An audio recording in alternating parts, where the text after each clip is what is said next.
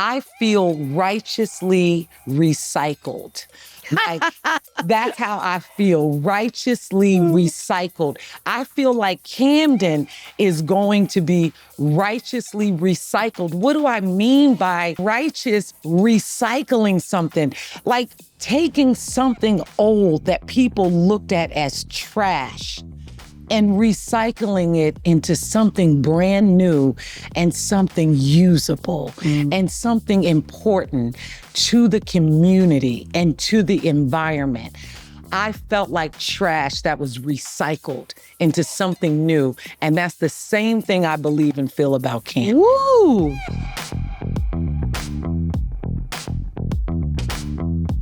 This episode of IRL Podcast is powered by Boost Mobile. My guest today on IRL is known for too many unforgettable roles to run down right now, but like Why Did I Get Married, Empire, ATL, Couples Therapy. And then she, of course, has gone on powerfully into directing, BMF, P-Valley, Bel Air, Mayor of Kingstown. She is a woman of faith. She is a survivor of addiction, the founder of TSAW, which is her acting workshop that has empowered hundreds of Black performers. Most recently, she's been in Bad Boys and The Deliverance, and she bodied her role in Survival of the Thickest. From Camden, New Jersey, welcome my friend, actress, director, producer, teacher, Tasha Smith is in the building today.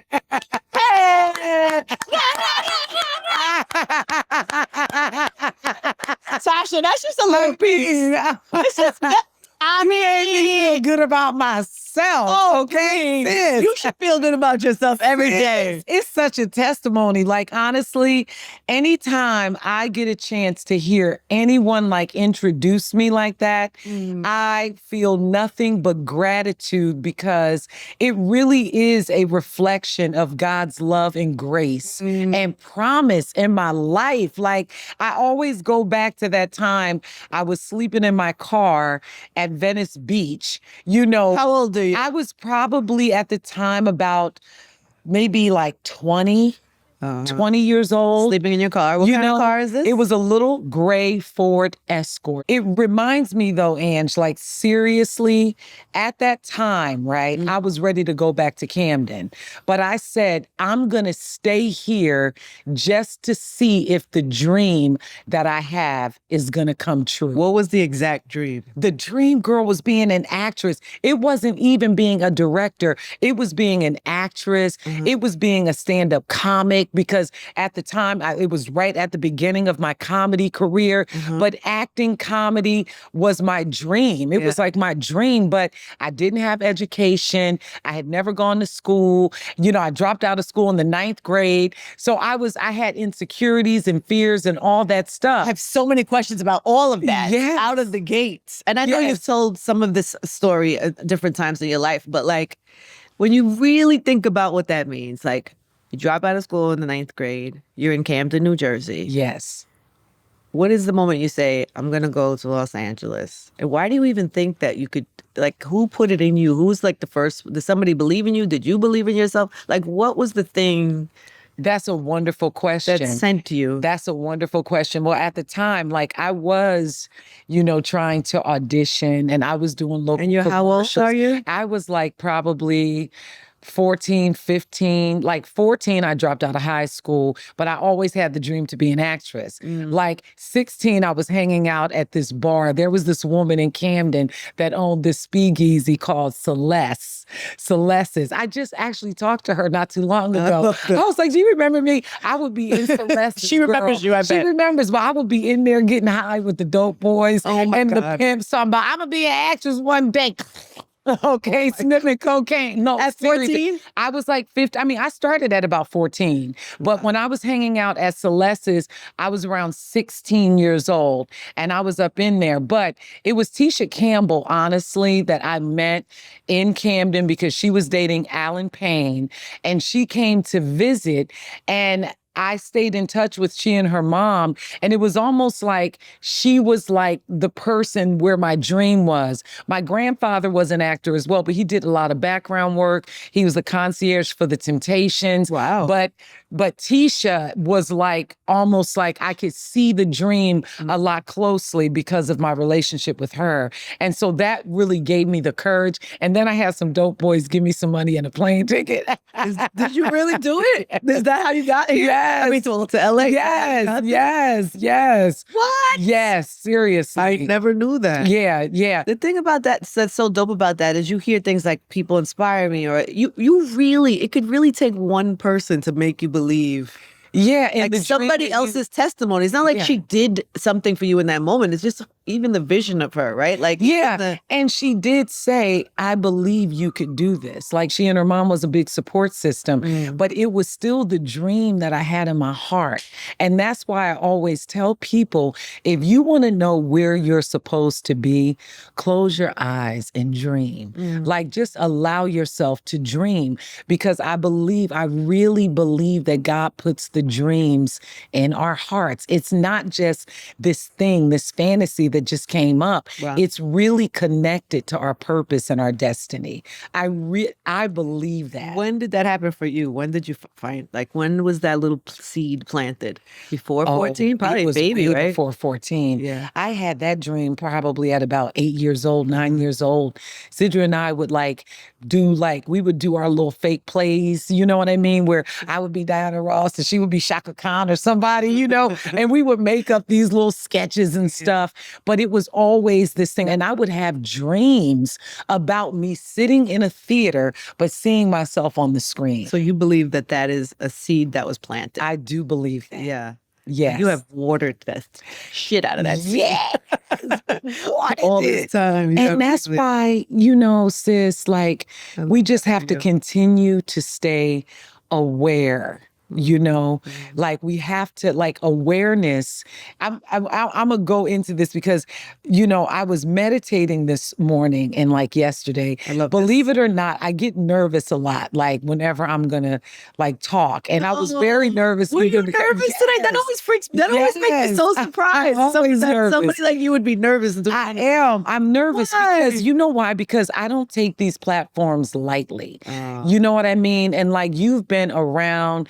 You've been a blessing to our culture. You know what I'm saying? So it's like, if I get an opportunity to be on a platform like this, I want it to be purposeful. I don't want it to just be, frivolous. Just being there, right, just to be there. But I really want to make sure that my voice is used in a profound way, in an honest way, in a way that's going to, touch other people's lives. You know what I mean? And inspire people. Like when you think about what's happening in the world right now, sis, we need inspiration. We need encouragement. Real bad. Right. People are suffering. People are afraid. People don't know what the future looks like. And to some people, the future looks very, very grim. You know what I mean? So I try to meditate and I try to listen. Tell me this process. Okay. So what the process of meditation? I got some notes. But tell me how you get there. You quiet yourself. You say, I'm nervous. I want to be. Is this like a prayer? What do you do? It's a prayer. And I'm like an old school Christian girl. I know I'll be cussing a lot, but I do. I'll cuss you out and cast the devil out of you all at the same time. Okay. But no, in the morning, like I'll just be quiet. I'll pray. Sometimes I'll pray in tongues. I don't know if you ever heard anybody pray in tongues, but I pray in tongues. Like when I got born again years ago, I got filled with the Holy Spirit. And so during my prayer time, I'll pray in tongues because I don't always know what to pray about. Can you because I have never had that experience. Okay. I've seen the experience, but what does that feel like? Well, it's a prayer language. Oh God, this is I didn't mean to go into this direction. I'm just interested. But it's a prayer language that comes from God. Like as a believer, you believe that being filled with the Holy Spirit with the evidence of speaking in tongues, like it's a spiritual gift and it's a prayer language that you're given. It's a language that you don't understand, but it's a language that some people do have have the gift of interpretation to be able to interpretate the language, right?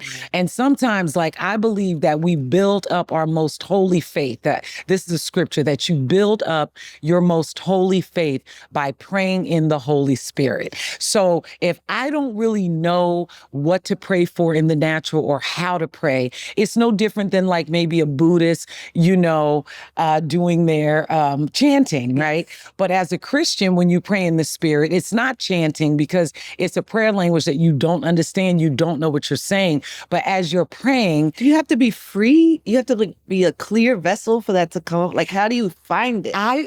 it's something that you can accept and allow God to do for you. Got it. And you just have to let go and be open, because it is so supernatural that you may be a little afraid, because you're like, what are these sounds and what are these words that's coming out of me that I don't understand? And it's something that you receive by faith, and it's something that you do by faith. You know what's so interesting about that? And I want to go back to your meditation list. What came up for you for today's conversation? Okay. But it's like, when I think about you as an actress, or just actors that are really good at their craft, right? Yes. I almost feel like you have to be somewhat of an open vessel. Yes. To allow things to come through you without over putting your brain on it, right? Yes. And I just wonder if there's like some type of connection to that. I do. thing. Yes, I do. Does that make sense? I believe it's with all of us in the arts. It's no different than you. Yeah. Like, we are anointed. Like, I believe that God has given us gifts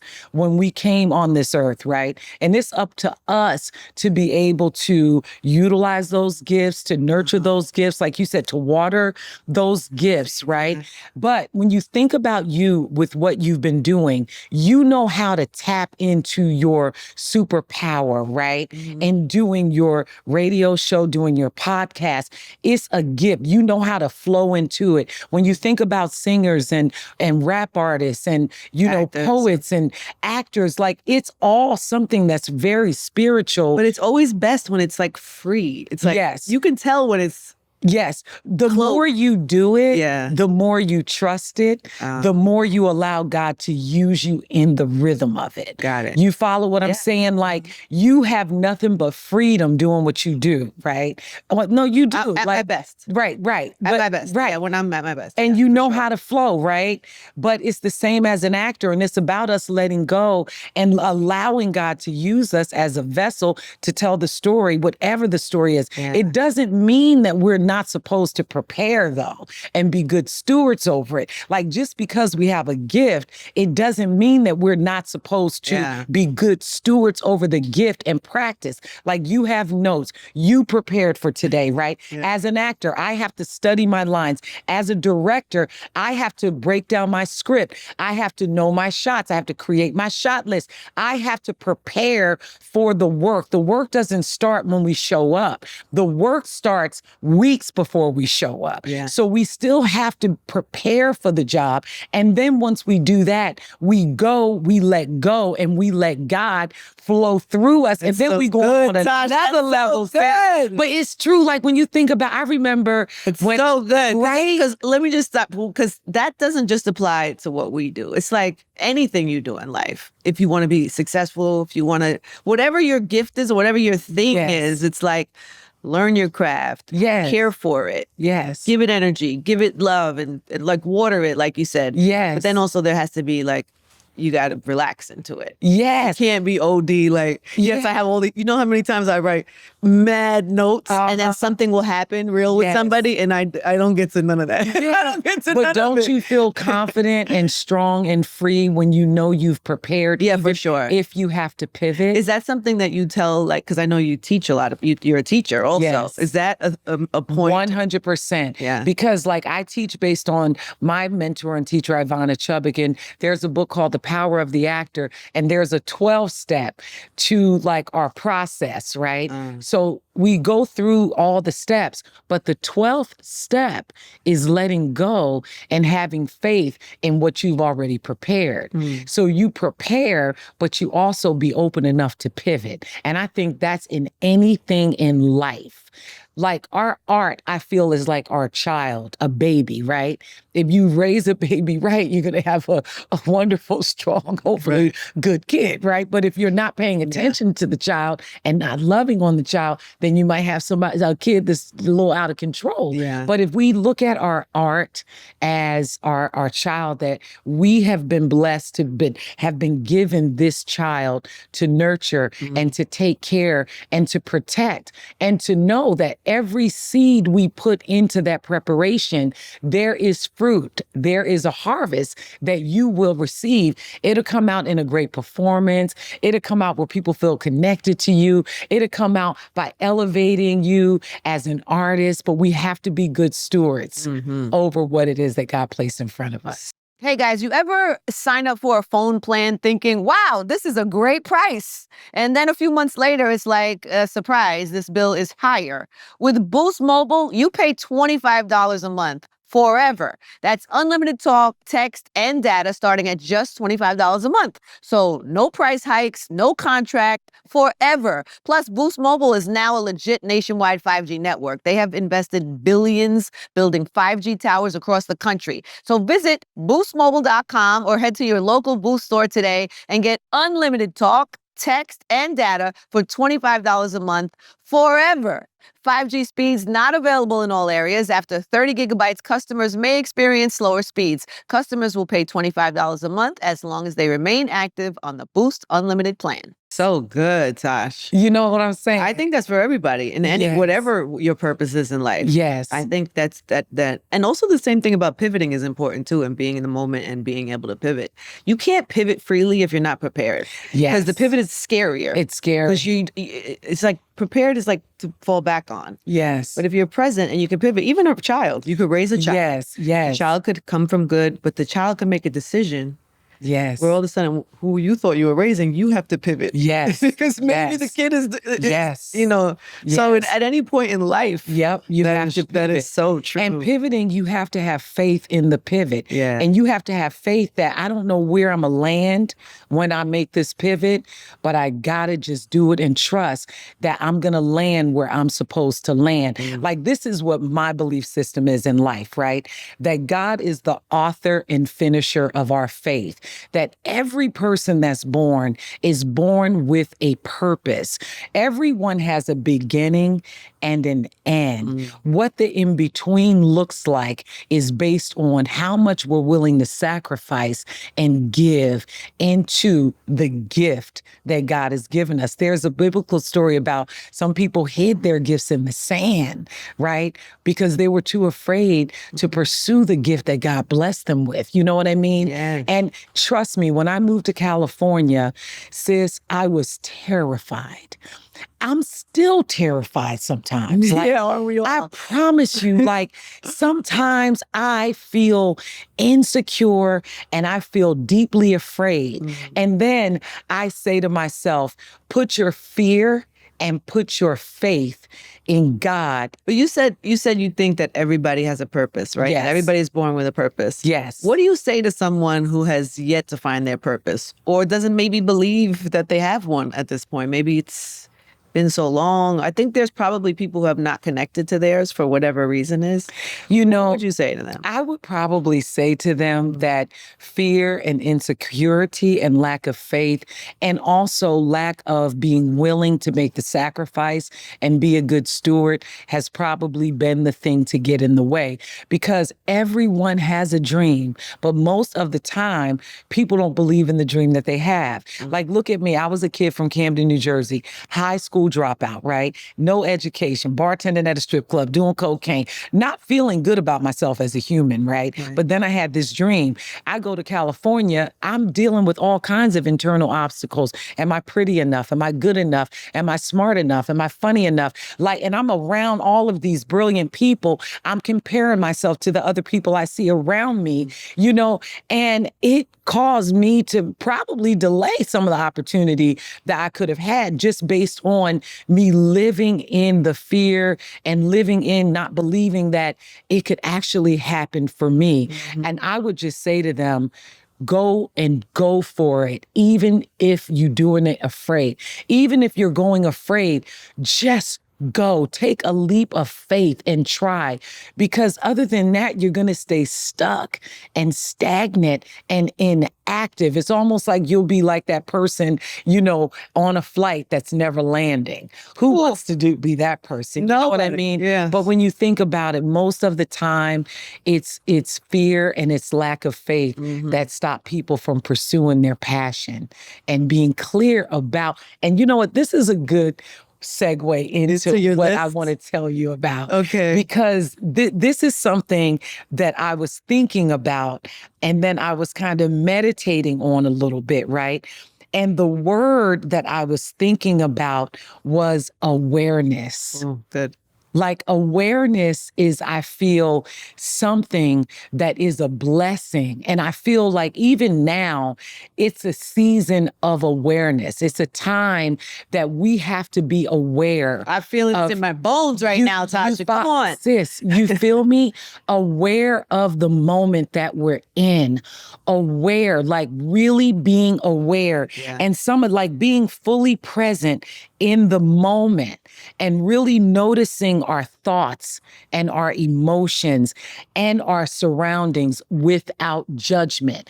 A lot of people that may have the dream and not pursuing the dream, if they got deep into their awareness, they'll probably discover that they haven't pursued it because of procrastination, because of fear, because of laziness, because of not willing to do the work that it takes to get it, because none of life is easy.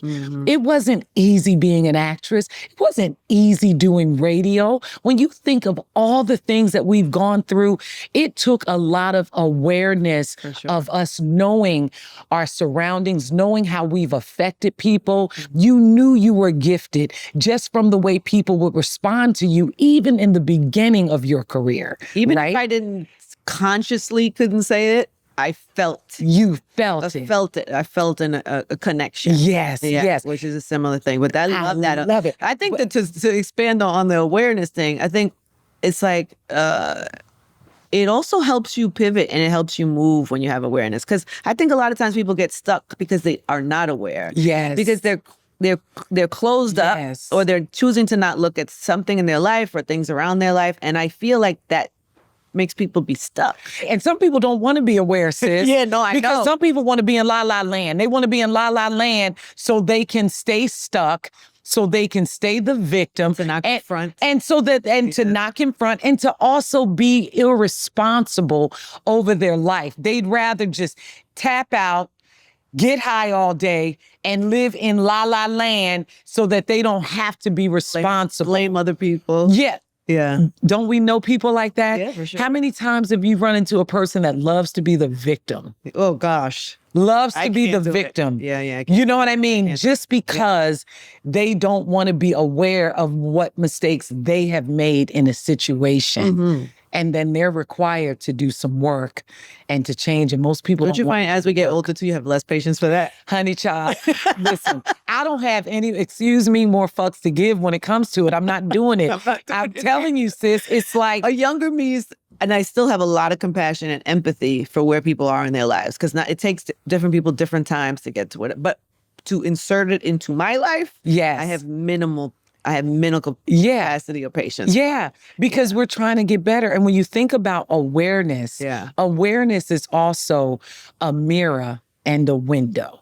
So if you think about it being a mirror and a window, if I have the right level of awareness, I'm looking at myself and I'm seeing myself for everything that I need to see. It's a mirror, but then it can be a window, sis, into all the possibilities of what God's plan is for you. That window of your dream, that window of your purpose, that window of like all that could happen in your life and the possibilities of everything you could have. Hey guys, it's Angie. Thank you so much for watching the pod today. We appreciate you. I cannot believe summer is over. We are in a new season. And for me, that means doing some updating in my house. When the season changes, I like to do something fresh, even if it's something small. I was just saying recently, I just changed some of the doorknobs in my home, and that makes a really big difference in the house. But also like storing things from last season that you're not going to wear, that stuff up your closet. They have great bins of all sizes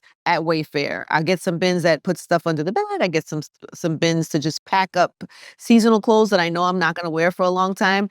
Very easy stuff to get at Wayfair. Also, my son just went away to college. We got a lot of stuff for packing and storage there. And also I bought a few things to refresh the room so I could use it while he's gone. It's a little kind of calm place for me. So I got a new rug in there. It looks great. So yeah, Wayfair is great for all of those type of things. And they have something for every room. They have something for every budget. Get organized, refreshed, and back to routine. Whatever your routine is, for way less at Wayfair. You can head to wayfair.com right now and shop all things home. That's WAYFAIR.com. Wayfair, every style, every home. Tasha Smith, why are you not a preacher? Because I cuss too much. I cuss too much. I like to do shots every now and then. No, stop. I was like, if I was a preacher, if I had a church, we'd be having communion all day, every day, and I might be in the pulpit saying, "Y'all motherfuckers is crazy." But you do give a word. You know how to give a word. But you know what? And you know what? And sometimes I just can't help myself. But thank God that the gifts and calling of God is without repentance, that he didn't take away that passion and that love for people. But I'm not meant to be in the church like that, sis. I'm just not. Like, I'm really not. When I leave here, I'm going out with Morel and Bevy, and we're going to have some drinks. No, let me not. That sounds like a good old time. And Raheem, but for real. But I feel like God can use me like this. How about that? So I want to go, is there more on the list? Or? Nah, it's a whole lot. But I want to go back to it. We can get back to it later. But as of awareness, what have you become aware of about yourself? What's the most recent thing that you've become aware of? Oh my God, sis. There are so many things. I'll tell you one thing I deeply have been aware of, that I did not understand love. I didn't understand love. Like, when you grow up with this distorted view of love, because when you grow up, the people you first meet, whether it's your mother, your sisters, your environment, your community, right? You learn love, whether it's an unhealthy love or whether it's a very healthy love.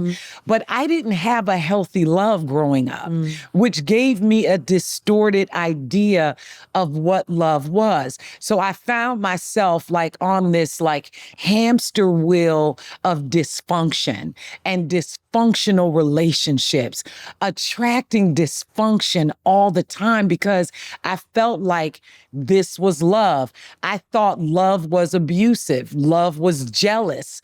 You know what I mean? Love was that because like when you're a child or when you're a young person and someone says that they love you, but then they smack the shit out of you, then you're thinking, well, maybe this is what love is. Or if someone says, I love you, but you ain't shit, then you're thinking, well, I guess you're saying that because you love me. Then you have this real confused idea of what love is. So you find yourself attracting a lot of dysfunctional relationships and dysfunctional ideas of love. And as an adult at 54 years old, I'm realizing I never really experienced true love that was not full of abuse, that was not full of manipulation. You know what I mean? And Really? I'm really, sis. I'm sorry. I mean, I have friends that I believe love me, but I got to tell you, like, I have had, even insecurities and fear, even when it comes to friendship. I feel like I'm walking on eggshells sometimes. I feel like I could say the wrong thing that could blow them up or that could make them not talk to me. You know what I mean? You don't trust it. It's like, it's because love has been so unstable. You know what I mean? What is that? What is, in my what is life? the root of that? Like, what? I know some of your family background, but not. Yes. I mean, I would just say the root of just how I was raised and, fighting a lot, as a kid. It's some things that's so deeply personal. I don't know if it would be totally fine. appropriate to talk about right now. No, but that's fine.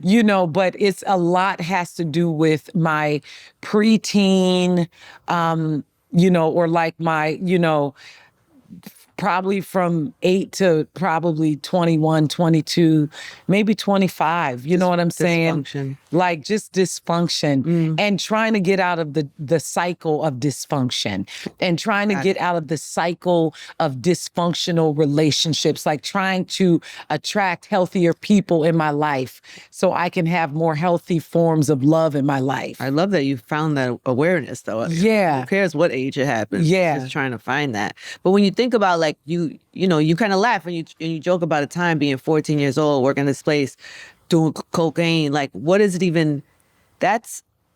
You were a baby.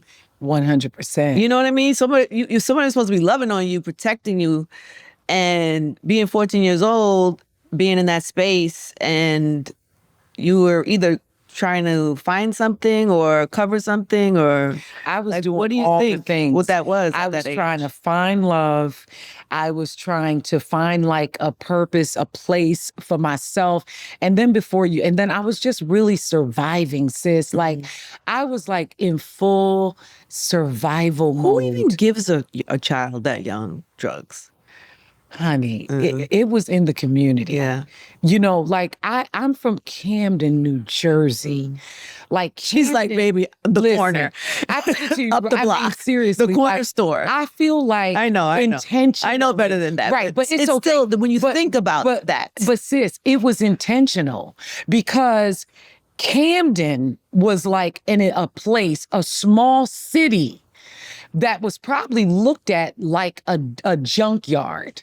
Like not too long ago, my friend who is the mayor of Camden, we were talking about the fact that Camden was like a dump site to construction workers that worked outside of the community. People would come into Camden, New Jersey and dump in the middle of the night, and they would dump piles of trash on people's streets. People would wake up in the morning and they would see piles of trash in front of their homes. Think about the construction sites that you see, and they're like, where should we dump this shit? And they say, we know, Camden, because they looked at it as such a small crime, community, right? Where they didn't give a fuck about the people in Camden. So they would go dump trash in Camden. That's crazy. What else did they dump in Camden? They dumped bad food in Camden. They dumped drugs in Camden. They dumped a bunch of liquor stores in Camden.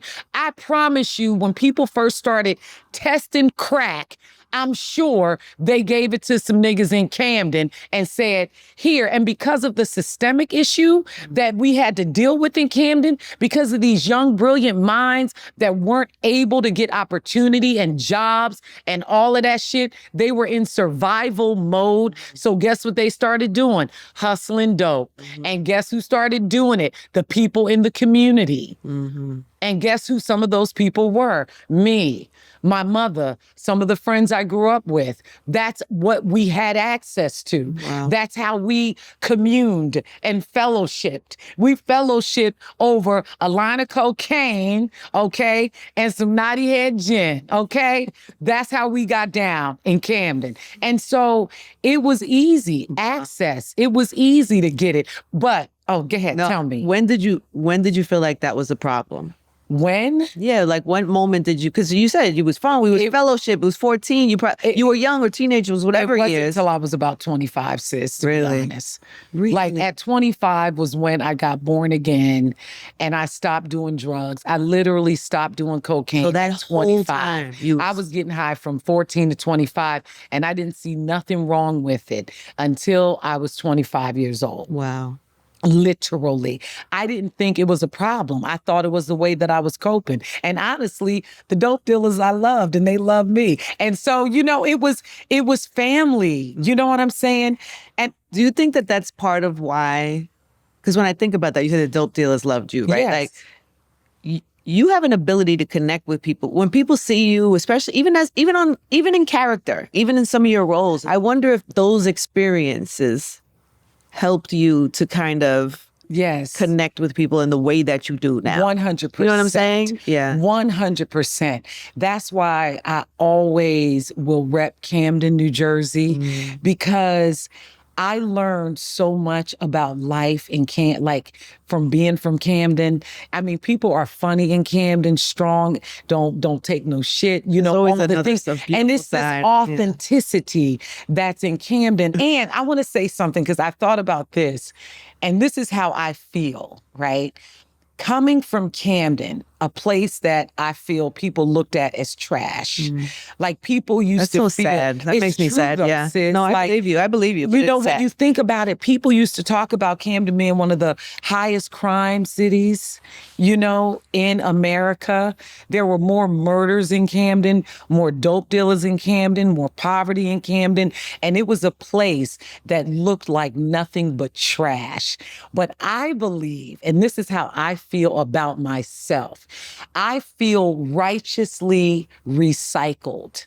Like, that's how I feel, righteously recycled. I feel like Camden is going to be righteously recycled. What do I mean by righteous recycling something? Like taking something old that people looked at as trash and recycling it into something brand new and something usable and something important to the community and to the environment. I felt like trash that was recycled into something new. And that's the same thing I believe and feel about Camden. Woo! I hear that, sister. I swear I do. Sis. No, I do. What do you say to somebody? Because when you're telling your story, I'm thinking, wow, what a beautiful story. You've made it out. This, I don't know, inspiration to people who are in similar situations. But I think about for every one of you that gets recycled in this way. Yes. How many people didn't make it out of that situation? I think about all the things that went wrong in people's lives that didn't at 25 make them want to stop what they'd been doing since they're 14. Yes. What do you think? What do you say to somebody who hasn't made it to the other side yet? It's never too late. Like, it really isn't too late. To me, as long as we have breath and as long as we have ability, it's not too late, sis. It really isn't. Like, I remember back in the day when I would go and teach in Atlanta, like acting classes, right? Because there was so much production coming into Atlanta. And I remember people would come in, older women, younger people, all kinds of people. But when the older people would come in and they'd be like, well, I always had the dream to be an actor. Well, guess what? You got Tyler Perry Studios that's doing great stuff in Atlanta. You have all these productions that's coming into Atlanta. Let me teach you the tools of acting and let's see you become a co-star, background. It could start off being background. You're acting. A background actor is an actor. We need background. We need you in the scene. We need to fill in the blanks of the scene. Let's say now we have a co-star. You might just give one line, two lines, but guess what? You're acting. You're doing the dream that you never thought you would be able to do. Now, there's a whole community of people that live in Atlanta and the surrounding cities because of all the production that's been going to Atlanta that's now living the dream. We need old people. We need young people. We need middle-aged people. We need all kinds of people. It's never too late as long as you're still living. Who's the oldest person that came in for acting class? Oh my God. I remember there was this guy named Jerry that came in. How old was Jerry? Jerry was like, he had to be almost 70. And he had never acted? Almost 70. He had never acted? He was trying to pursue his acting, but I don't At know. 70. At 70. Oh. I mean, I've had all kinds. God bless Jerry. God bless Jerry. And I've had strippers, porn stars. I had all kinds of people that would come. And I always wanted the people that felt overlooked. Anybody that felt overlooked. Those are the people I wanted. There was this one girl that came in who was a former stripper, and she was not that good. Wait, stripping or acting? Well, she was better at stripping than she was acting. But see, when I was stripping, I wasn't that good at stripping. Thank God I could act. All right, take check girls. it. The girl came in. She came in. She was a bad actress. Right. People always talked about how bad she was, and I was like, but she's still coming every day. Every week. She's in class every week. And guess what? Her passion and her persistence, her perseverance. I'm telling you, she is working her ass off right now. No, I love that. Her name is Keisha, and Keisha, you know who you are. Oh my God. Is she working? Is she a working actress? She's a working actress. Wow. And every time I look at her Instagram, I'll be like, that's the one they said wasn't gonna make it. Look at her go. Going. And she be the one you be gorgeous. And you the one rooting for her. Those are the ones you rooting for. I'm rooting for her. I promise you. I love that. Yes. Okay, so let's go back for a second. So 25-year-old. Now you make a change in your life, right? You change your life. The drugs is gone.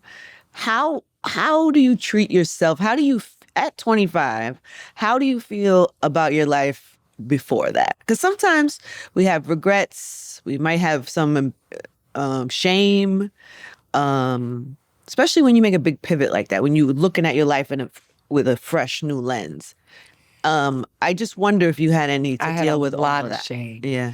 I had a lot of shame.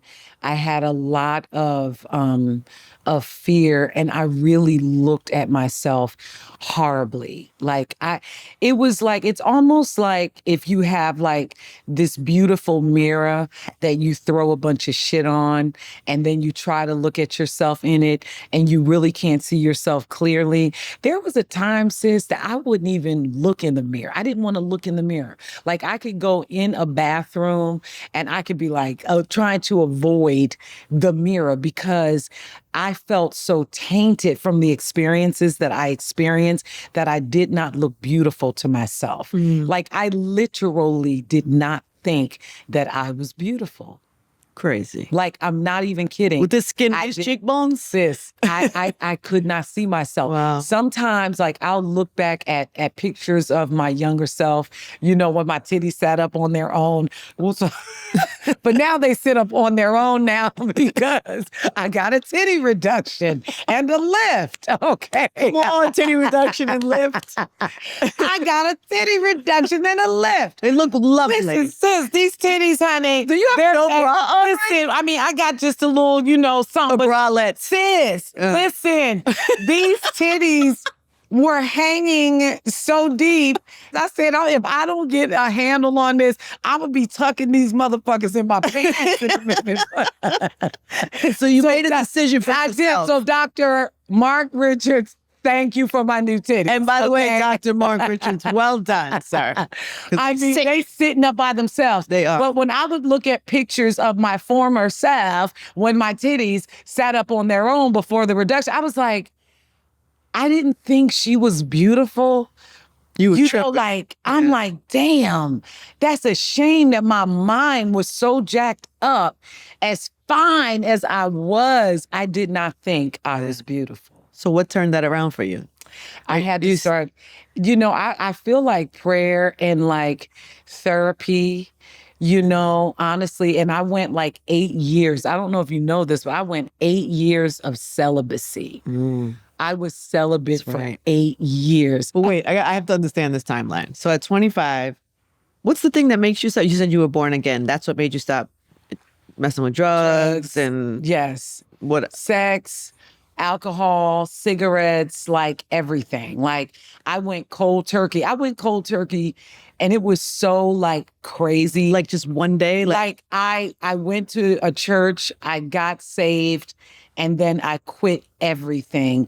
And I literally was having major, massive anxiety attacks. What do you mean? Like where I thought I had something in my chest. Do you think it was because you're from the I addiction? know it was because I went to the hospital several times begging for the doctor to do an x-ray of my chest because I felt like my chest was literally caving in. Oh my God. Like I literally was learning how to be in life sober and healthy and really trying to learn myself. So that time of celibacy was me spending time with Tasha to get to know Tasha and get to know God.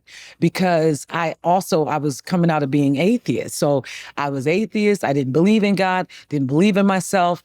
You know, I had done drugs all that time. So I was literally relearning my life, myself, and trying to be comfortable in this new mentality, this mindset, and these emotions and these feelings. And, you know, it was rough. It was a lot.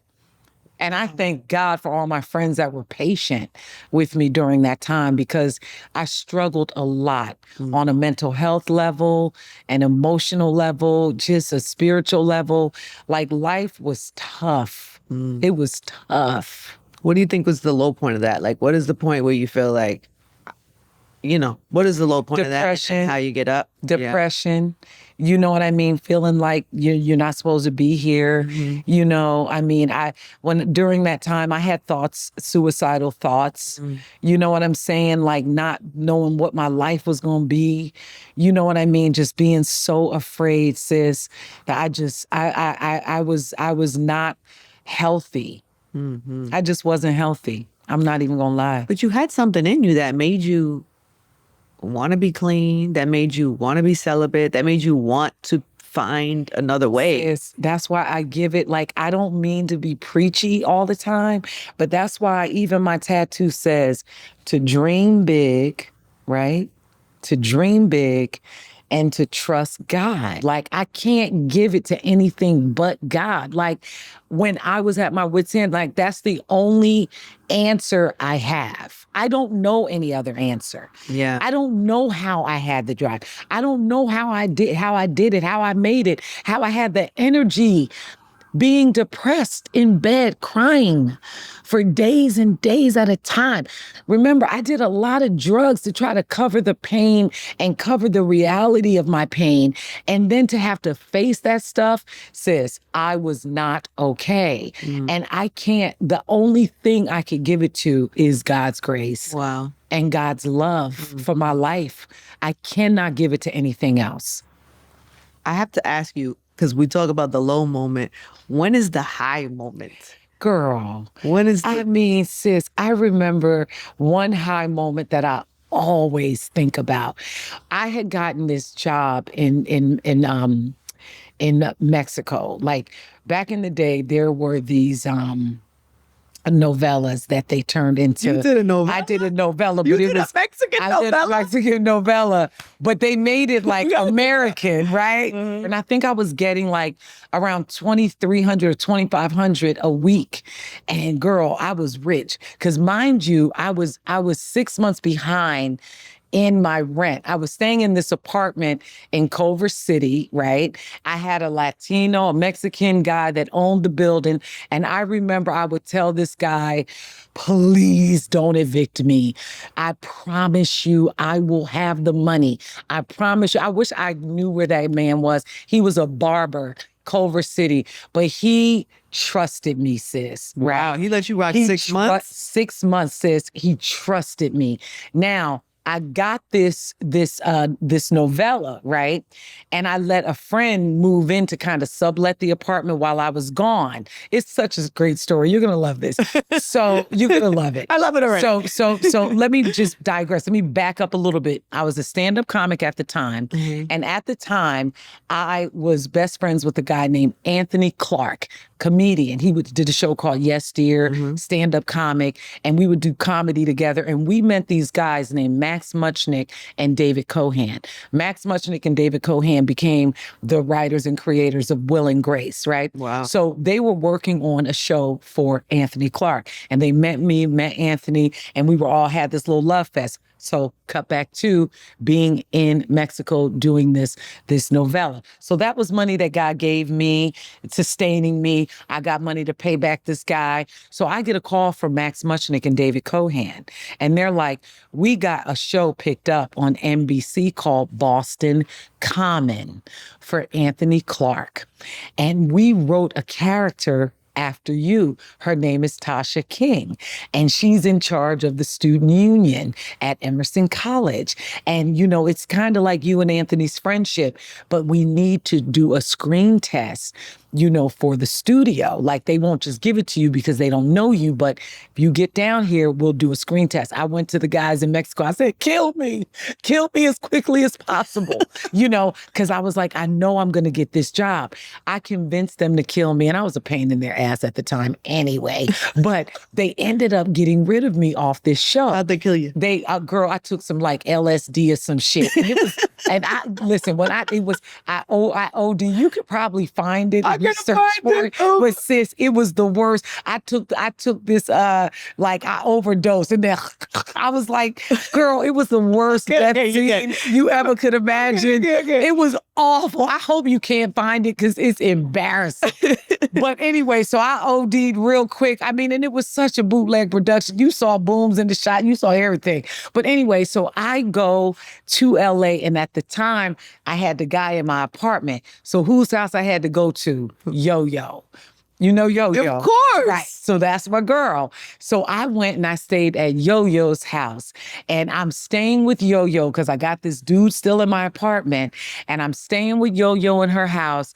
And I'm Is she like popping right now? Oh, she popping. Okay. Big Yo-Yo is popping. Sisters come asking, you know that, remember? Of course. Will you bust they surround me and make a big fuss? I love Yo-Yo. Anyway, that's my sis. So I've known her forever, right? Yeah. So anyway, so I'm staying with Yo-Yo, and I go on this audition, and the guys find clothes for me because I didn't have the right clothes. Mm-hmm. They went and borrowed something from Taya Leone's closet or some actress that was on the lot that they went to the wardrobe person and said, we need to dress this girl. Yeah. So they dressed me. Max Muchnick, David Cohan read lines with me, like rehearsed with me before my network's like test. And then I went into that room with all them people. I did my test. And I remember as I'm walking out of the room, I look over and I see David Cohan going, and I said, I got it. So now I'm going back to Yo-Yo's house now. And mind you, I didn't have a key to get through the gate. So I had to jump the fence to get into the house. So I'm jumping the fence. And as I'm jumping the fence, we didn't have cell phones or anything. I'm jumping the fence and the door was unlocked and I'm hearing the phone ringing. And I just remember falling over that fence, tumbling down, running into that house, picking up the phone, and it was my agent. And her name was Ruth Ann Secunda, telling me I got the job. I was making $10,000 an episode. Woo! Imagine, like $10,000. Like for me, people where I grew up wasn't even making $10,000 a year. Yeah. I was making $10,000 an episode. So that was like a high moment, being on an NBC show as a series regular. And the character's name is Tasha King. That was a high moment. Come on, Tasha King. Amen to that. Yeah, you're a great storyteller. I see her jumping over. I know. You see me jumping over. I can see the whole thing. I remember. I love that. Yo was such a blessing in my life. Such a blessing. She still is a wonderful friend. I didn't even know you guys are friends. That's so cute. Close. Tiffany and Sana, my little nieces. That's so sweet. You never know who shows up for who and how much it means in their lives at that moment. That's why I always say we are in community. Yeah. Like us as women, we are not meant to be in competition. Yeah. And it's important for us to understand that and to know that. Don't compete with one another. All of us are individuals. I would always say, like, for instance, like, when you think about, Michael Jordan and like, Dennis Rodman and Scotty, they were a dream team, right, of athletes, right? They're all special. Yes, Jordan is Jordan, but you can't knock like Rodman. You know what I'm saying? Yeah. And it's like everyone has a position to play. It's so funny. We had that conversation with Kelly. I had Kelly Rowland on the podcast. Yeah. And we were talking about Destiny's Child and Beyonce having that light, but Kelly having her own light. Yeah. And being able to like stand in her own light. Yes. With somebody else whose light is so bright. Yeah. But that's because Beyonce is secure in who she is. Mm-hmm. And when you're really secure in who you are, you don't want to dim the light of others around you. You actually want to empower them, and you actually want to give them more candles and more light and say, come on, keep shining, because you shining is what's going to make this group amazing. Mm-hmm. Yeah. It was one of my favorite parts of that conversation with Kelly, because sometimes it works the other way. Sometimes you can be in a room full of people that are so bright that it makes you want to go small. Yeah. It can make you like, okay, let me just play my position. Yeah. And sometimes I feel like you can do that, because to me, that's you honoring, like if I'm out with my friends, like us, all of our friends, like if I'm with you and this is your event, I'm not trying to go out to your event now. You want me to hold your purse? What can I do to assist you? Yeah. Do you understand? I've done it. Yeah. I've done it. I've done it because, you don't always need to be the star. Listen, I don't always have to be the star. I love, come on. Co-star. If I okay. go, I'm okay to co-star. Like, if you go out with Janet Jackson, that's Janet Jackson. I'm not saying, girl, you Janet Jackson, bitch. What you want? What you need me to do for you? Did you go out with Janet Jackson? Yeah, that's my sis. But even when we're out with Mary, like whoever, like sometimes it's not on me in the moment, and I don't mind being the one to assist. You know what I'm saying? I do. And to be there to support, be the supporting friend, or even the supporting character. Mm-hmm. Do you follow what I'm saying? I don't always have to be the star. Yeah. But you are a star. But I mean, you can't help it. But I can't help it. But I don't mind ever taking the back seat. Yeah. I really don't mind. And most of my friends that are in my life deeply, they know that. I've gone with Angela Bassett to her premieres, and I will hold your purse. I don't actually need to. done that? Yeah, I got you. Let me fix your hair. Let me make sure you're good. And I'll be right over there. I don't even have to walk on the carpet with her. No, this your premiere. I don't have to do it. I feel like we all have our time to shine. What does Angela Bassett do when you say, let me hold your purse? Oh, she be like, thank you, darling. Thank you, darling. She be in work mode. And I know she appreciates that she's got a friend that's willing to do that. Yeah. You know what I'm saying? That's there. And I don't have to be trying to just be with her just to get some of her light. Just as far as like that. Because you know how sometimes you can have friends and they be like, well, can your makeup artist do my makeup artist? And can you make sure that your publicist get me on the carpet? And things like that. But it's like sometimes like you don't want to feel pressure like that. Yes. Do you follow what I'm saying? And feel like you have to like, you make people feel like you have to always be there. Like, I'd rather be the friend, to be honest, sis. I'd rather be the friend home playing Rummy Cube and spades with you. Like, I'd rather meet you and be in your dressing room after you're done and us having fun in the background. Like, I would rather do that. That's like me and Mary's relationship. Yeah, that's me and Mary's relationship too. I'd be like, sis, I don't have to go. I'd rather sit at the house. I'd rather cook crab, which I have done, and have Mary and LaTanya come over and let's sit on the floor and eat. You're a girl's girl. I swear I am. I love it. I love it. Like, I love it. Like, I love FaceTiming with my friends, especially, if we're not all in the same city with our wigs off and our scarves on and drinking our wine and have our phones sitting up on side and we cooking and talking. You know what I'm saying? That's a good time. Doesn't always like to FaceTime. No. But the only one who loves to FaceTime is Taraji. Loves to FaceTime. We will FaceTime doing all kinds of stuff. I'll pee with Taraji on FaceTime. That is hilarious. If I'm on FaceTime with Janet, I'll pee too, but Good pee, I Janet. will pee with Janet on FaceTime. I'll be like, I gotta pee. Okay? Excuse the noise. Okay?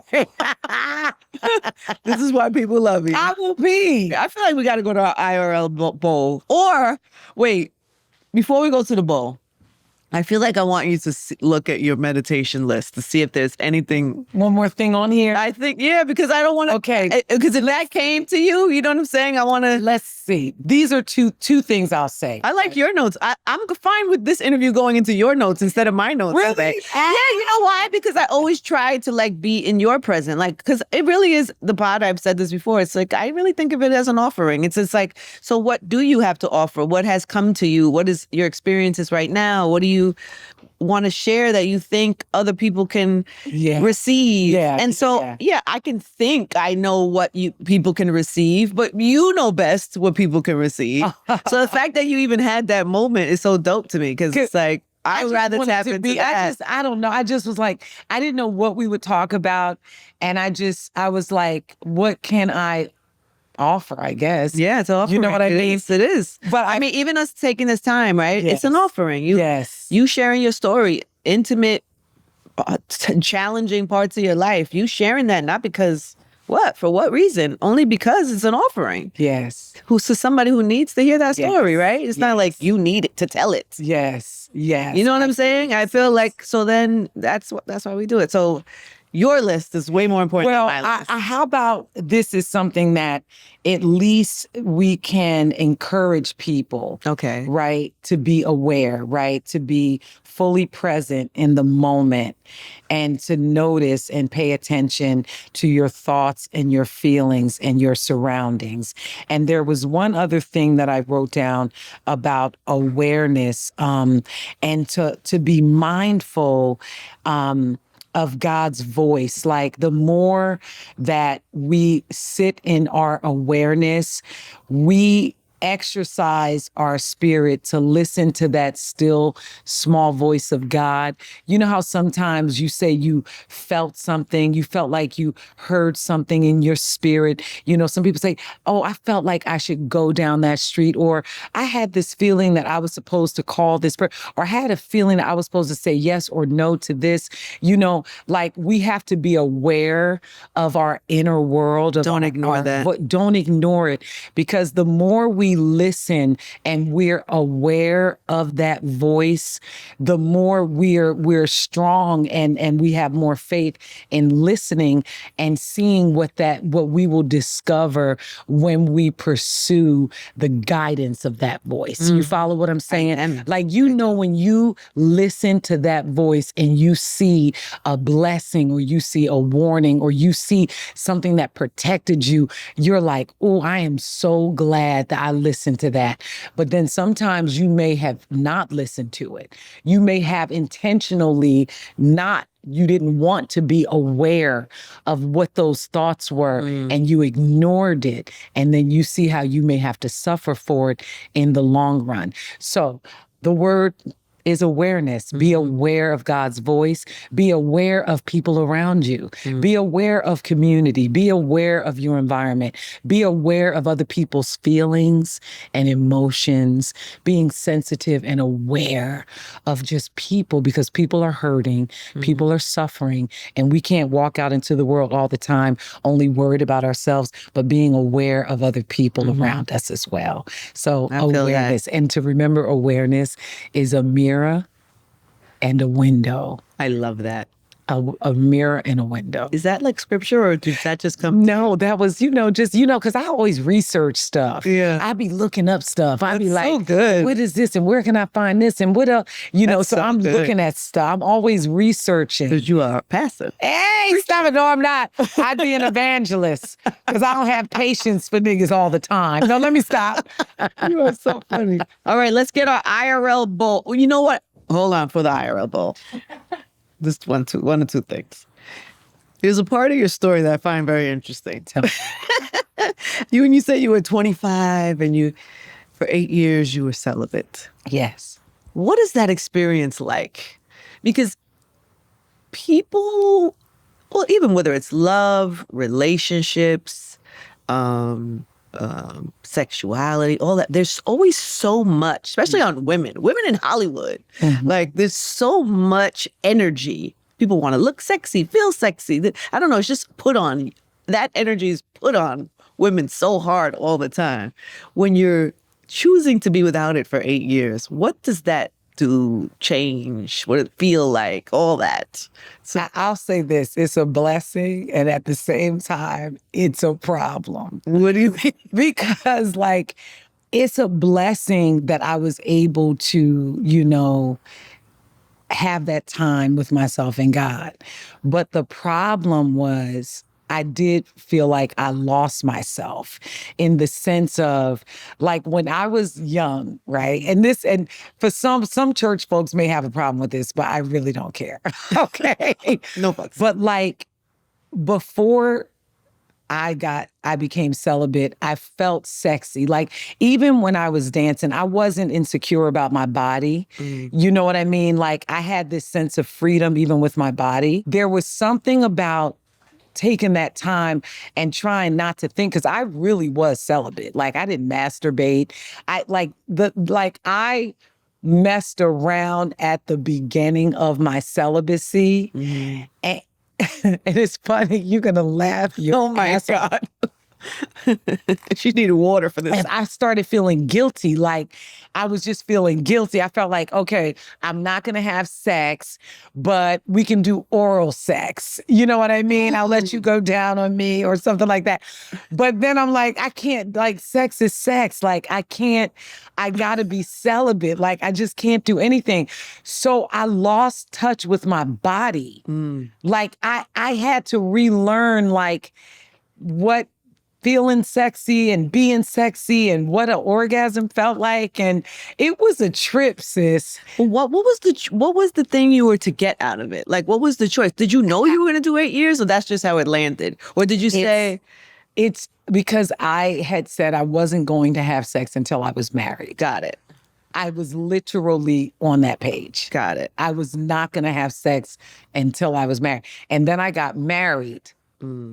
And I was married for 2 years. And I said, I should have just fucked him.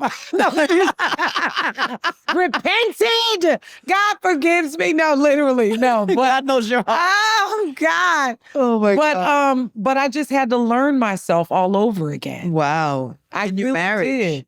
So then you didn't have sex till you got married? Yes. Wow. Yes. Fascinating, Tasha. Girl. We need to have conversations telling? about this off the podcast, because I have so many other questions about it. Yes. So and just being comfortable with sex. Like you there think was a while that I was really uncomfortable sexually. Like I was uncomfortable. Because of the span? Because of the span, and because of I just had this warped idea in my mind. I can't believe I'm talking about this. But you don't have to. I mean, but it's fine. Yeah. Like, you know, because it's the truth. And it was just, yeah, girl, I can't even believe that I went that long. And I was like, now, Lord, me and you gonna have to have a talk, because I can't be. We have to make some changes. Telling me that long, Lord, no. Do you think that had to do with getting married? Like, because you're putting this hold on yourself. Yes. And until you get married. Does that Yes. make you want to get married faster? Yes. Yes. Yes. Yes. Before getting to know someone, Yeah. before getting to know if they're the right one for you. Yeah. You know what I mean? Like, people have other thoughts and other opinions, and I'm sure you have like folks out there that's going to be like, you know, but I'm keeping it 100. Just your like for me, experience here. I'm just like, you know, I feel you rush into it and you end up probably sometimes with the wrong person. You know what I mean? That was my experience. That was your experience. Yeah, for sure. I could only imagine 2 years too. That's quick. Yes. Yeah. And then you're out. Yes. And then you're single again. Yes. Not celibate anymore. No. Living your life. Living my life. So where do you stand with that now? Like, where do you, because you're still very much in touch with your faith. Yes, I am. So where do you place the sexuality? Will you get married again? You know, marriage is not like something that I have to do. You know what I mean? I really just don't feel like it's not what I feel like I have to do. I don't mind having a partner, but I don't know that I have to be married in that way, going through the court system and all of that stuff. I mean, I just don't know that that's how I feel at this time in my life. And I don't have those same feelings even about sexuality. I am not celibate at all. I'm not. And you know, I'm not. And guess what? Most people that try to act like, especially folks in the church that try to act like they celibate, they home looking at porn right now. Like, it's a lot, like, really, like, I just feel like people should be honest. You know what I'm saying? Like, people will sit there and try to present one thing, but they know damn well it's not true. When I was celibate, I was celibate. Yeah. Like, I was really celibate. I didn't have toys. I wasn't masturbating. I didn't do any of it. Wow. I didn't do any of it. Were you cranky? I kind of feel like I was. Life got lighter once I started having orgasms. I remember one time I went to this iridologist. He said, "Oh my God, you got a buildup." You know, he was looking through my eyes and he could see that I have not released anything at all. Really? That's crazy. Hilarious. But wow, yeah, so it's just interesting, sis. I just think life is interesting when it comes to that. But like right now, like I do, as much as I believe in God, and I believe that God loves me no different. I really do. I believe that God loves me. He knows exactly who I am. He knows exactly what he's designed me to be. You know what I'm saying? Like, he just knows me in a way that is so deep and authentic. You know what I'm saying? Yeah. And honestly, like, this is just where I am. I love that because we're women, man. It's like, hey, when are you getting married? When are you going to have a family? When are you going to, all the things that are put on you. Yes. And it ain't for everybody. No, I'm enjoying my life. Good for you. Like, I really am having a good time. Heard you say like, heard you. I'm having a good time, sis. How happy are you on a scale of 1 to 10 right now? 10. Like, I am very happy right now. Thank God. I feel more free than I've ever felt. I feel more confident than I've ever felt. I feel just like I feel like an adult. I mean, isn't that crazy? Like in her Tom Brown. Like an adult. Like, I feel just... I'm still excited about life, about art, about creativity. You know what I'm saying? About opportunities. Like, and trust me, I did not always feel like this. At all. And I mean, I've had moments, you know what I mean? Like earlier this year, I went through some stuff, you know, family stuff, just personal stuff that kind of made me feel like I lost my balance a little bit. You know what I mean? It's like almost like you were walking a tightrope and you almost fell and you feel that, you know, and I kind of felt like that. And I thank God, like, to just continue to do the work to get past that. You know what I'm saying? And to just like move on. But isn't life at all times? You can get off balance at any time. Yes. Yeah. But I feel like I have my feet on the ground. Love that for you. And I'm taking nice walks. You know what I'm saying? Like, nice walks. The thing about your career that I want to go back to for a second is like, I see the actor in you, right? Like, it's like, because you carry you're like such a free vessel. It's not surprising to me that you're so good at what you do. Oh, sis, thank you. But also that you've chosen to teach people. Yes. It's like a different, it's just a different layer of it, isn't it? Like, yes. Honestly, it was my seed to what I wanted. Like, literally, it was my seed to what I was believing God for in my life. Like, I wanted it so bad that I felt the best thing that I could do was empower other people to pursue their purpose in the arts. Like, it became an addiction. I wanted to be a bridge. I was like, I want this so bad. Like, I've needed bridges. I've needed people to sow into my life and into my career. And for me to want it so bad, I was like, let me give back and and empower other people to pursue their purpose. And every time I've seen, like, even like when you think about Mary, sis, like when I You first coached started, Mary, right? Yes. Yeah. When I first started coaching her and she was working on Mudbound, and I just remember, like, Mary had a lot of fears, a lot of insecurities about her actor.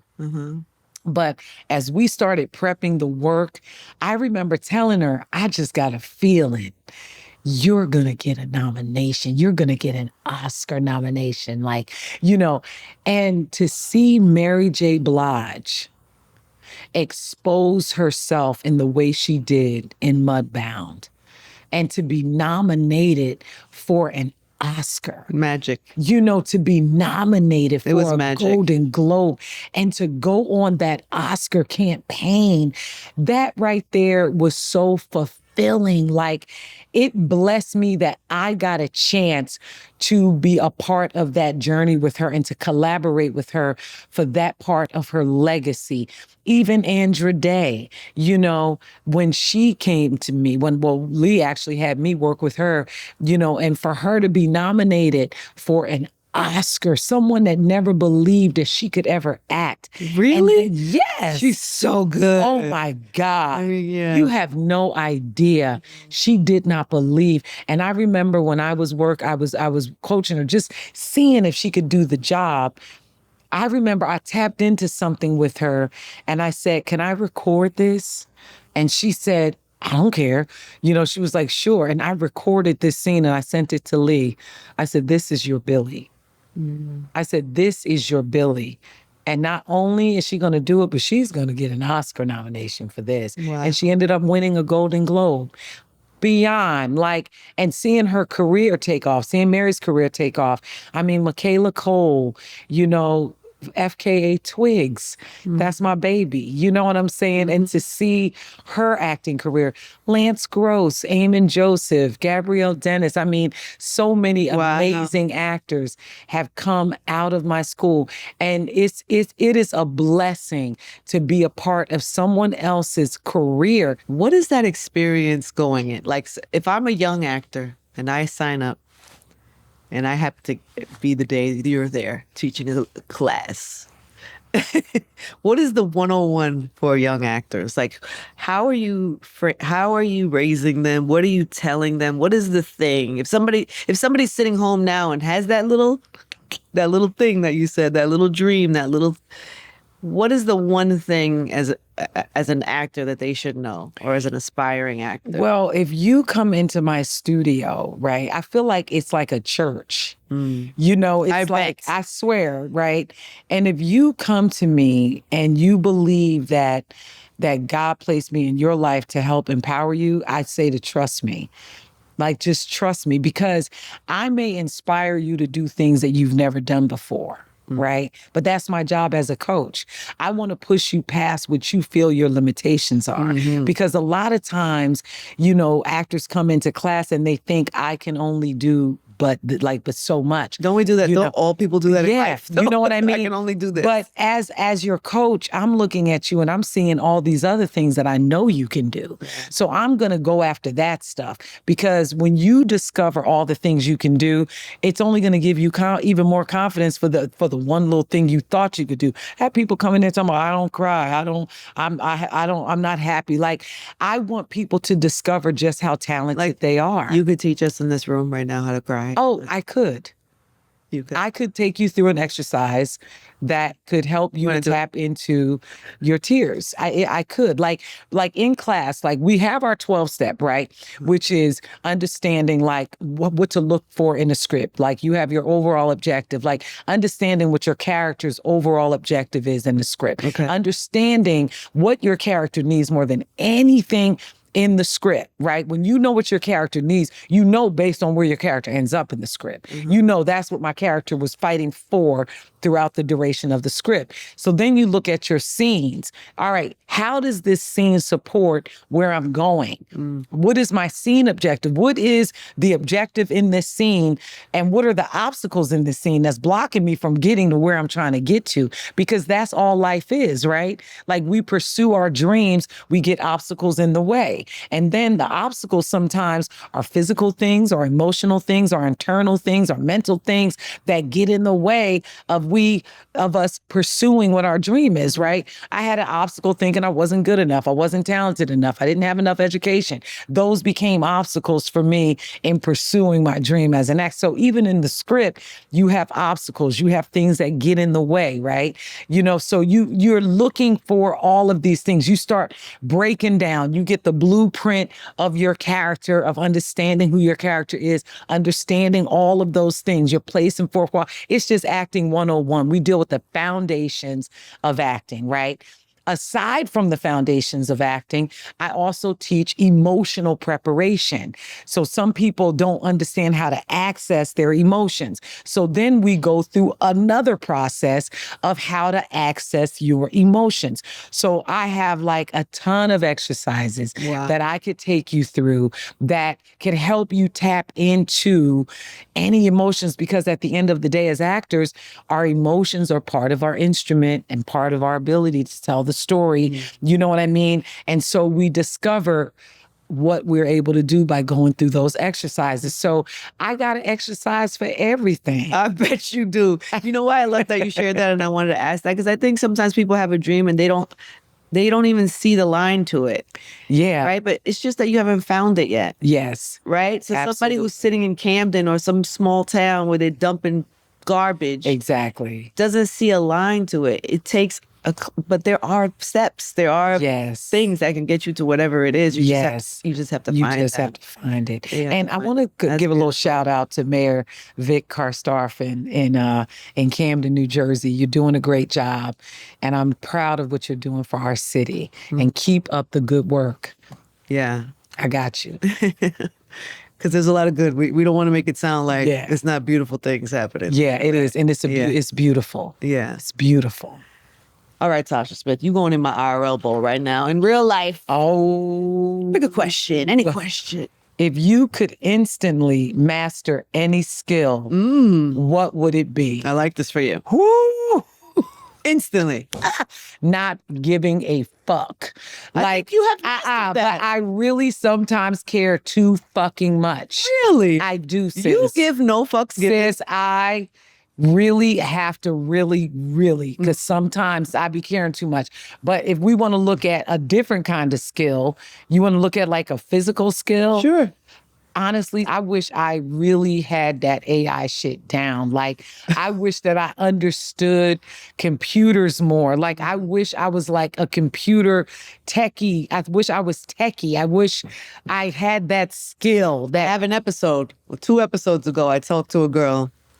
Her name is Sinead Bovell, right? Sinead Bovell. She's an AI expert. She consults with the UN advisory board, like young, smart, super dope. I did an episode with her. It's not even normal that we would do that thing on IRL, but she understands the world and she framed AI for us in such an interesting way. Not that I'm. Has it been out yet? We just dropped it. Oh, I gotta look at that, because honestly, I feel like she's somebody you should know. I think she would. I would love that, because we got to get it together, sis. No, it's happening. The world is changing. She used the form. She used the thought that it's like electricity. It is. You don't even have to choose to use AI. It's already happening. It's happening. It's electricity. It's on. It's on. It's like you. It's on. It's on. Sis. Everything. I want to understand all of it more. Watch the pod, and then I want to connect you with Sinead. You need to be. Please. We need to get you. Yeah. Please. Yeah. No, I love that for you. Yes. I have my own one for last. Okay. You want to do one more? Last one? Last one. It's up to you. We usually do 3. Go ahead, do one more. Okay. You know, I don't mind a question. You know I can talk, right? I know. So like can I. That's the problem. Listen, I'm like, where the wine at? Okay. That's what we needed for this episode was. Oh my God. If today were your last day on earth, what would you be doing? Wow. If it were my last day on earth, what would I be doing? Honestly, what would I be doing? I would just want to be happy and loving on myself, like just appreciating myself in my life and the things that I've done, and not being hard on myself, like really saying, Tosh, you did that. Just really just loving and celebrating myself. Like, who wants to go out and not like have loved yourself and have celebrated yourself. You know what I mean? Like, that's why you got to do everything you want to do, because life is so short. It is. You don't want to constantly live life only to please everyone else. Imagine you leave the earth without having that glory moment. That, you know what I'm saying? How proud you are of yourself. Of yourself, and also thinking, I really neglected myself so much, and today is my last day, but I didn't even give myself the chance in the way that I gave everyone else around me. That's a word, okay? I didn't give myself a chance in the way that I gave everyone else around me. Think about it. Like, sometimes we're more patient and loving with everyone else because of whether we want to be liked or accepted, but we will love on everyone else sometimes more than we even love on ourselves. Why do we do that? I don't know. Maybe it's because of just the way we've been brought up. I don't know. But when does it end? Girl, hopefully right now. You know what I'm saying? Like, can we just please love ourselves the way that we try to love people that we want attention from? Yeah. Because think about it. Yeah, go ahead. Go ahead, say it. No, I was going to say that I always remind myself, because I used to hear, you know, it's like the airplane. You got to put your seatbelt on before you take care of everybody else, or put yourself first. And I never could wrap my brain around putting myself first, especially when there's people in my life that I love so much.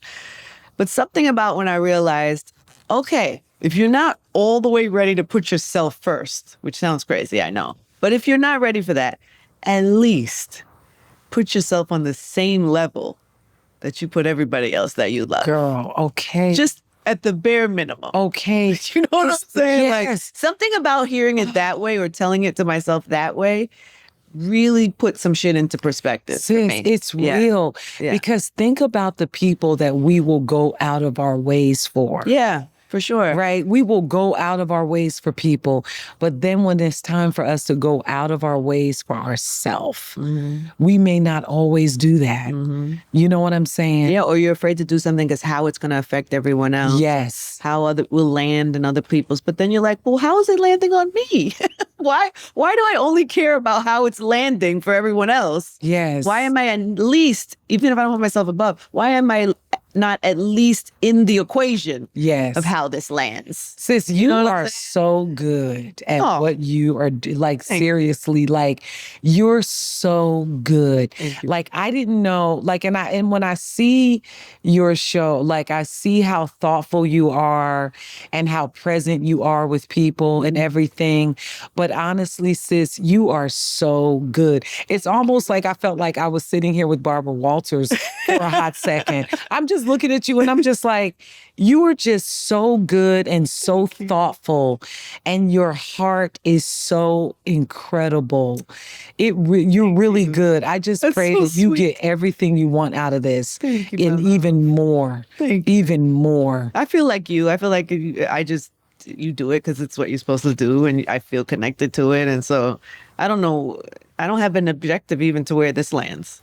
This pod is really, I tell you, it's really an offering. There's no big plan. Yes. Do I want it? Well, I pray for the big plan. Okay, I'll take it. I want the big plan. I always want a big. I want you to get like a show on, something. What do you see for this? I mean, I see this. Honestly, I see this show like, it's not like what 60 Minutes was, but it's like what Barbara Walters was. Like, I see it like that. Like, I see you being on prime time. Really? Like, I do. They need you.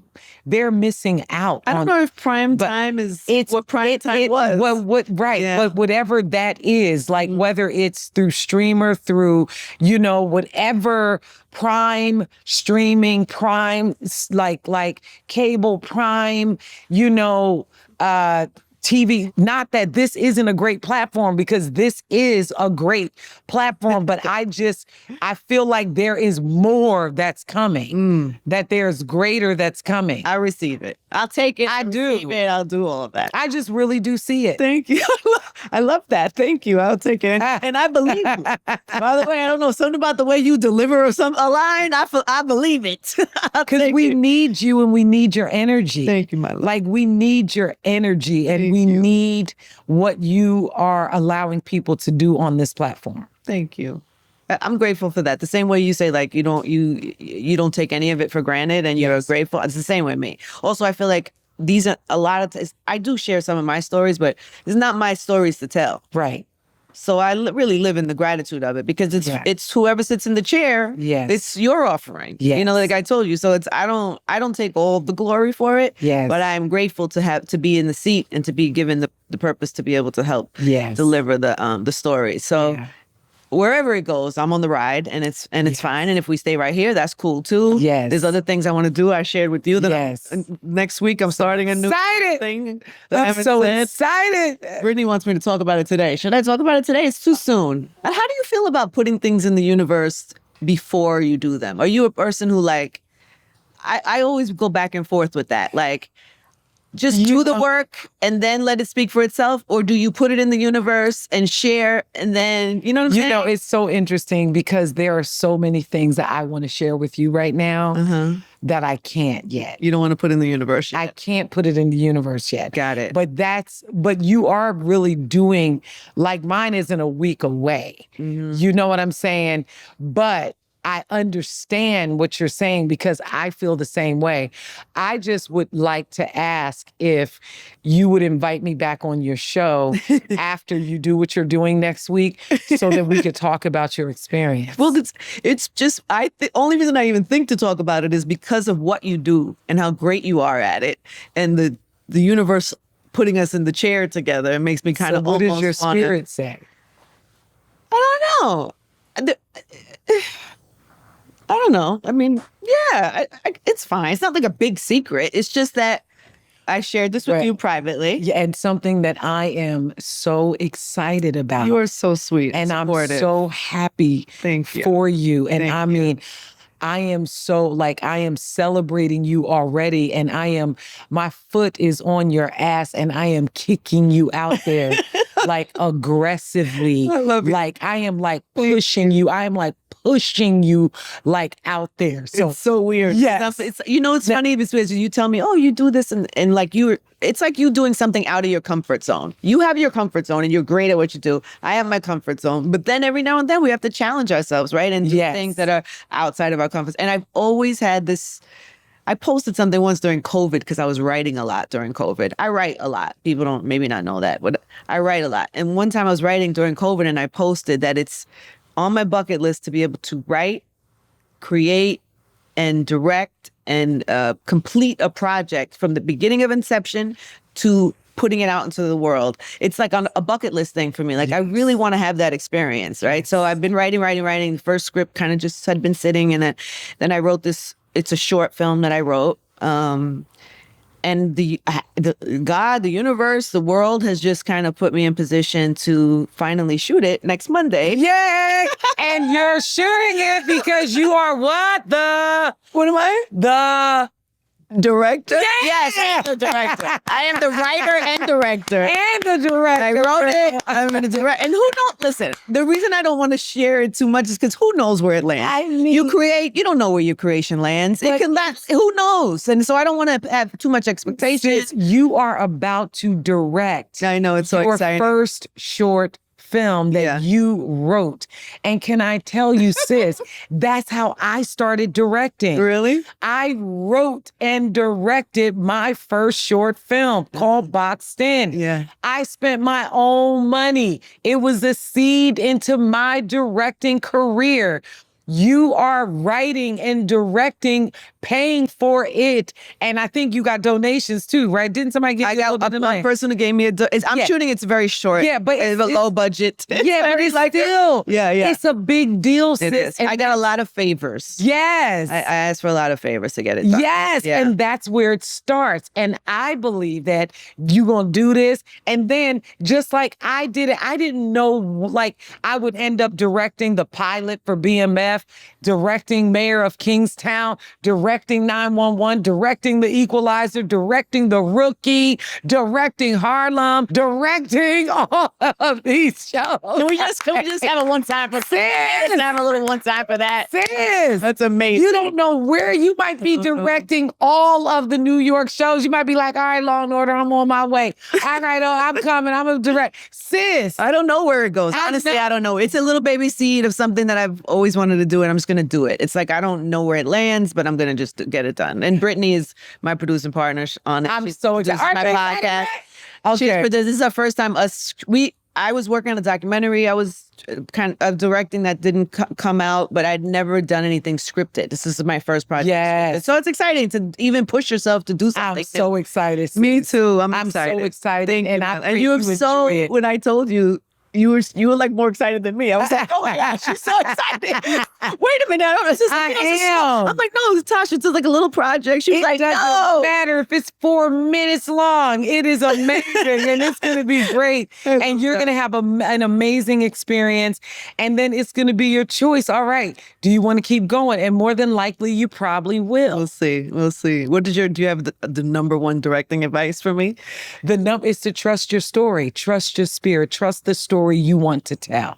Like, don't let anyone try to get you to be indecisive about your choices. I always say, and a double-minded man is unstable on set. You know what I mean? Like, you're unstable if you're double-minded all the time. You won't make choices fast enough. Like, time is money, money is time. And so you have to trust your choices, you know, especially if you have to work within a certain time frame. I direct a lot of episodic television. So you are always, it's like a race against time. So when you make your choices, you got to trust your choices. You may have other people coming in and trying to throw all kinds of shit out there, but if something sounds good, great. But if it doesn't, no, I don't want to do that. Decisive. Be decisive. Be extremely decisive about your choices. Okay. And this is your story to tell. That's why the DGA says that every director has to tell their story. You have a right to tell your story. Trust your story. Tell it in the way you see it. And just know that everyone around you is there to support your vision. Everyone is there to support your vision. And you're not there by yourself. You don't have to do everything. You have a cameraman, you have a DP, you have sound. We have a small crew. That's fine. You got a small crew. Yeah. And Eve has been very helpful. Shout out to Eve. We love Eve. We love Eve and Pecos. Like, my community has been like, yeah, girl, I got you. You want to, I'm in. You know, but people have offered their support, which is amazing. I love it. Trust yourself. Trust your story, sis. One of the reasons I share that story is also, I was reluctant because I don't want it to get into like, I'm promoting it. It's really not that. But I do want to promote the idea of like trying new shit. Yes. To myself and to whoever's watching, for that to land. Like, everybody has little things you want to do. You want to try this.